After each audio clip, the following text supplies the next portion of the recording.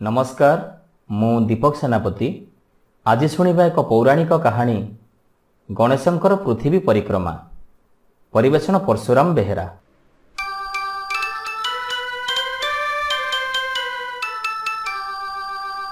देवदेव महादेव आउ माता पार्वती कैलासरे वास करती।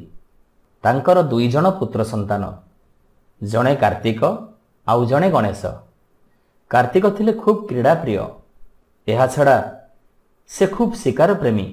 से सबुबेले तांकर बाहन मयूर को नहीं खेलकूदरे माति थांती। मात्र गणेश थिले तांकठारु सान। से सबुबेले पढ़ापढ़ी रे मन दउथिले। आउ जेतेबेले पढ़ु नथिले सेतेबेले खाउथिले। तांकर प्रिय खाद्य थिला लडू। पढ़ा सरीबा क्षणी से संगे संगे लडू खाइबारे मन दउथिले। दिने एमिति कार्तिक तांकर खेलकूदरे माति थांती। आउ गणेश पाखरे थिबा गछ मूलरे पाठ पढ़ुथांती आउ लडू खाइबारे लागि थांती। एतिकी बेले महर्षि नारद आसी सेठारे पहुंचिले। से देखिले गणेश खाउचंती आउ पाठ पढ़ुचंती। एही समय रे नारद आसी गणेश को पचारिले, हे श्री गणेश, कार्तिक कुआडे गले? गणेश कहिले, से निकटरे कोठी खेलुथिबे, मु डाकी देबी कि? देवर्षि नारद कहिले, हाँ हाँ टिके डाकी दियंतु। एहा परे श्री गणेश बड़पाटी करी तांको बड़ भाई को डाकिले, भाई कार्तिक एठाकु आस, तुमको कहीं जने खोजुछंती। कार्तिक सेतेबेले किछि दूर को चली जाइथिले, किंतु से गणेश को पाटी सुनी पारी से तांकर मयूर वाहन रे चढ़ी आसी संगे संगे सेठारे पहुंचिले। तापरे देवर्षि नारद से दुई जन को कहिले, मु गोटिए दिव्य फल आनिछि तम दिहिंक पई। एहा परे से तांकर झोलारू एक सुवर्ण रंगर आंब बाहर कले। एहा देखि गणेश सांगे सांगे हाथ बढ़ाई देले। आउ कार्तिक मध्य कहिले, हे महर्षि, सेठी को मते दियंतु। नारद कहिले, बड़ दुखर कथा जे मु गोटिए मात्र आंब आनिछि, काहाकू देवी चिंता करि पारुनी। तेबे कार्तिक खूब चतुरतार सहित कहिले, श्री गणेश एबे थाळीए लडू खाइचंती, तांक पेट तो एबे पूर्ण थिबो, तेणु सेठी को मते दियंतु। मात्र गणेश कहिले, किंतु मां सबु बेले कहंती अधिक परिमाण रे फल खाओ बोली, तेणु सेठी को मु खाइबा उचित। ए कथा देखि नारद टिके हसिले आउ कहिले, अच्छा मु गोटे परीक्षा नेबी, सेई परीक्षा रे जे जितिबो सिए ये फलटी को खाइबो। ए कथा सुनी कार्तिकंक मुहरे हस फुटी उठिला। आउ गणेश टिके दुखित थिला परी मने हेला। नारद कहिले, हौ तमे दी जण सुनो, जे ये समग्र विश्व ब्रह्मांड को 3 थर परिक्रमा करी प्रथमे आसी पहुंचिबो से हबो विजेता। आउ एई फलटी को से ही खाइबो। एई कथा सुनिबा क्षणी कार्तिक हौ ठीक अछि बोली कही तांकर मयूर पिठिरे बसी खूब द्रुत बेगरे उड़ी चली गले। मात्र गणेश तांकर पूर्व स्थान को फेरी जाई आराम रे बसी पड़िले आउ बही खेलेइले। आउ ता सहित थाली रे थिबा लडू को गोटिए गोटिए आनी खाइबा को लागिले। ए कथा देखि नारद आश्चर्य हो गले, किंतु नीरव रहिले। अल्प क्षण मध्यरे कार्तिक 2 थर पृथ्वी परिक्रमा करि आसिले। आउ गणेश को कहिले, अरे अलसुआ, अरे उठु आउ शीघ्र पृथ्वी परिक्रमा कर। गणेश नीरवरे सबु शुणुथांती, किछि उत्तर देले नाही। तेबे कार्तिक सेठारु तृतीय परिक्रमा पई बाहरी जिबा क्षणी शिव आउ पार्वती सेठारे आसी पहुंचिले। श्री गणेश सांगे सांगे ठिया ही पड़िले आउ शिव पार्वती चारि पाखरे 3 थर बुली आसिले। एहा परे सेठारे आसी पहुंचिले कार्तिक। सेतेबेलकु से 3 थर पृथ्वी परिक्रमा करि सारिथिले। एहा परे कार्तिक खूब संतोषर सहित सेठाकु आसी से विजेता बोली घोषणा करबाकू नारद को कहिले।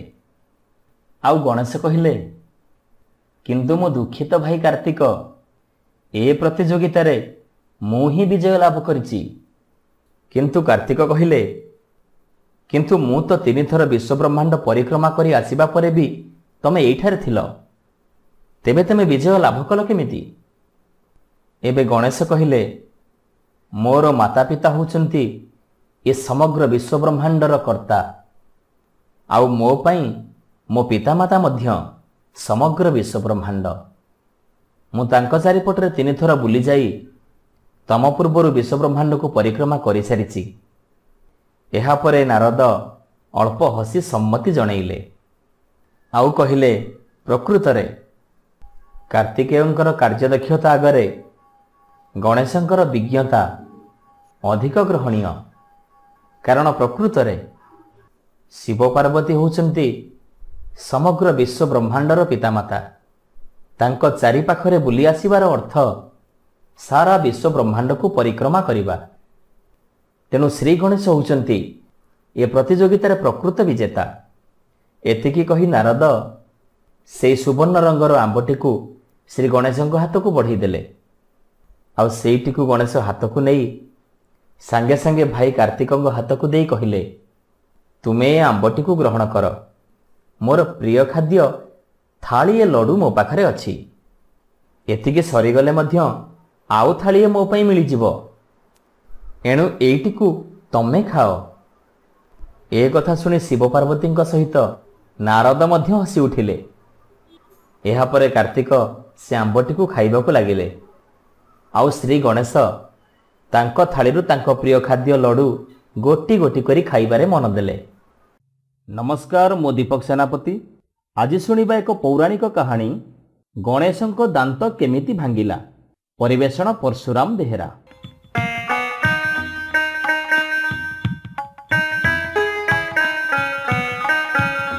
ସତ୍ୟଯୁଗର କଥା। ଦିନେ ମହାଦେବଙ୍କ ପୁତ୍ର ଗଜାନନ ଶ୍ରୀ ଗଣେଶ ସ୍ୱର୍ଗକୁ ଏକ ଭୋଜି ଖାଇବାକୁ ଯାଇଥିଲେ। ଭୋଜି ଖାଇ ଫେରିଲା ବେଳକୁ ବହୁତ ରାତି ହେଇଯାଇଥିଲା। ସେଦିନ ଥାଏ ଚତୁର୍ଥୀ ତିଥି। ଚାରିଆଡ଼ ଜହ୍ନ ଆଲୁଅରେ ଝଲମଲ କରୁଥାଏ। ସେତେବେଳେ ଜହ୍ନର ହ୍ରାସ ଆଉ ବୃଦ୍ଧି ହେଉନଥିଲା। ସବୁଦିନ ପୂର୍ଣ୍ଣମୀ ପରି ଜହ୍ନ ଆକାଶରେ ରହୁଥିଲା। ଗଣେଶ ତାଙ୍କ ମୂଷା ବାହନ ଉପରେ ବସି ନିଜ ଘର କୈଳାସକୁ ଫେରୁଥାନ୍ତି। ଭୋଜିରେ ତାଙ୍କର ଅତି ପ୍ରିୟ ଖାଦ୍ୟ ଲଡ଼ୁ ପରିବେଷଣ କରାଯାଇଥିଲା। ଏଣୁ ସେ ଲୋଭରେ ବହୁତ ଗୁଡ଼ିଏ ଲଡ଼ୁ ଖାଇ ଦେଇଥାନ୍ତି, ଯାହାଫଳରେ ତାଙ୍କର ଓଜନ ବହୁତ ବଢ଼ିଯାଇଥିଲା। ତାଙ୍କ ବାହନ ମୂଷାଟିର ଚାଲିବାରେ ବି ସମତା ରକ୍ଷା ହୋଇପାରୁନଥିଲା।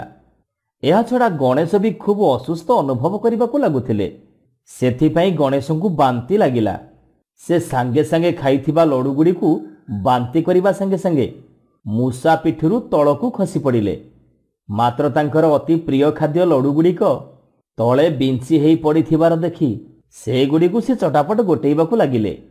ଠିକ୍ ଏତିକି ବେଳକୁ କିଏ ଜଣେ ହସୁଥିବାର ସେ ଶୁଣିବାକୁ ପାଇଲେ। ଗଣେଶ ସାଙ୍ଗେ ସାଙ୍ଗେ ଚମକି ପଡ଼ିଲେ। ତାଙ୍କୁ ଖୁବ୍ ଲାଜ ଲାଗିଲା। ସେ ଚାରିଆଡ଼କୁ ଚାହିଁ ଦେଖିଲେ, ଆକାଶରେ ଜହ୍ନ ଏମିତି ହସୁଛନ୍ତି। ଏ କଥା ଦେଖି ଗଣେଶ ବହୁତ ରାଗିଗଲେ। ସେ ସାଙ୍ଗେ ସାଙ୍ଗେ ନିଜର ଗୋଟିଏ ଦାନ୍ତକୁ ଭାଙ୍ଗି ଚନ୍ଦ୍ରଙ୍କ ଉପରକୁ ନିକ୍ଷେପ କଲେ। ଏବେ ଚନ୍ଦ୍ରଙ୍କର ହସ ବନ୍ଦ ହେଇଗଲା। ଗଣେଶ ନିକ୍ଷେପ କରିଥିବା ଦାନ୍ତଟି ଯାଇ ଜହ୍ନ ଦେହରେ ଆଘାତ କଲା, ଯାହାଫଳରେ ଜହ୍ନର ବହୁଳ ଅଂଶ ଭାଙ୍ଗି ତଳକୁ ଝଡ଼ି ପଡ଼ିଲା। ଚନ୍ଦ୍ରଦେବତା ଏଥିରେ ଖୁବ୍ ଦୁଃଖିତ ହେଇ କାନ୍ଦି ପକେଇଲେ। ତାଙ୍କ ଆଖିରୁ ଲୁହ ଝରି ଆସିଲା। ସେ ଗଣେଶଙ୍କୁ ହାତ ଯୋଡ଼ି କହିଲେ, ହେ ଅଗ୍ରପୂଜ୍ୟ ଶ୍ରୀ ଗଣେଶ, ମୁଁ ଆପଣଙ୍କୁ ଦେଖି ହସିଥିବାରୁ ଖୁବ୍ ଦୁଃଖିତ ଆଉ ଅନୁତପ୍ତ। ଦୟାକରି ଆପଣଙ୍କ କ୍ରୋଧ ସମ୍ବରଣ କରନ୍ତୁ, ଆଉ ମୋର ଏ ଭଙ୍ଗା ଦେହକୁ ପୁଣି ଥରେ ଯୋଡ଼ି ଦିଅନ୍ତୁ। ଏ କଥା ଶୁଣି ଗଣେଶ ଶାନ୍ତ ହେଇଗଲେ ଏବଂ ସେ ମଧ୍ୟ ଚନ୍ଦ୍ରଦେବତାଙ୍କୁ ଆଘାତ କରିଥିବାରୁ ଭାରି ଦୁଃଖ ପ୍ରକାଶ କଲେ। ଆଉ କହିଲେ, ହେ ଚନ୍ଦ୍ରଦେବ, ମୁଁ ମଧ୍ୟ ମୋର କ୍ରୋଧ ନିମନ୍ତେ ଖୁବ୍ ଦୁଃଖିତ। ଆପଣ ଜମା ଦୁଃଖ କରନ୍ତୁନି। ଆପଣ ପୁଣି ଆପଣଙ୍କ ପୂର୍ଣ୍ଣାଙ୍ଗ ରୂପ ଫେରି ପାଇବେ। ମାତ୍ର କିଛି ସମୟ ଲାଗିବ।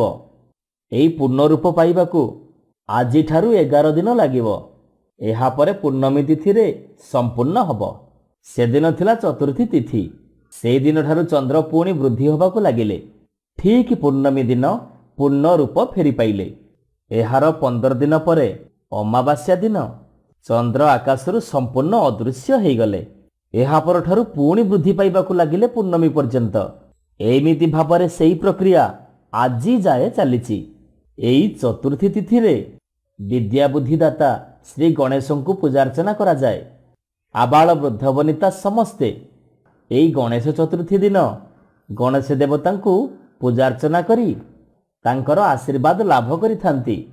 ଆଉ ସେଇ ଗଣେଶ ଚତୁର୍ଥୀ ଦିନ ଭାରତୀୟ ପରମ୍ପରା ଅନୁସାରେ ଜହ୍ନକୁ ଦର୍ଶନ କରିବା ପାଇଁ ନିଷେଧ କରାଯାଇଛି। ଏହି ଘଟଣା ପରଠାରୁ ଗଣେଶଙ୍କର ଆଜି ପର୍ଯ୍ୟନ୍ତ ଗୋଟିଏ ଦାନ୍ତ ସେମିତି ଭଙ୍ଗା ହେଇ ରହିଯାଇଛି। ନମସ୍କାର ଶ୍ରୋତା ବନ୍ଧୁ, ଯଦି ଆପଣମାନଙ୍କୁ ଆମ ଗପ ଭଲ ଲାଗୁଥାଏ, ଆପଣଙ୍କ ମନକୁ ଛୁଉଁଥାଏ, ତେବେ ଲାଇକ୍ କରନ୍ତୁ, ସବସ୍କ୍ରାଇବ୍ କରନ୍ତୁ। ସୁନ୍ଦର ସୁନ୍ଦର କାହାଣୀ ନେଇ ଆମେ ପୁଣି ଆପଣଙ୍କ ପାଖରେ ଆଗକୁ ଆସିବୁ। ଆପଣ ସବସ୍କ୍ରାଇବ୍ କରିବା ପରେ ବେଲ୍ ଆଇକନ୍କୁ ଦବାଇବା ପାଇଁ କେବେ ବି ଭୁଲିବେନି। ଜୟ ଜଗନ୍ନାଥ।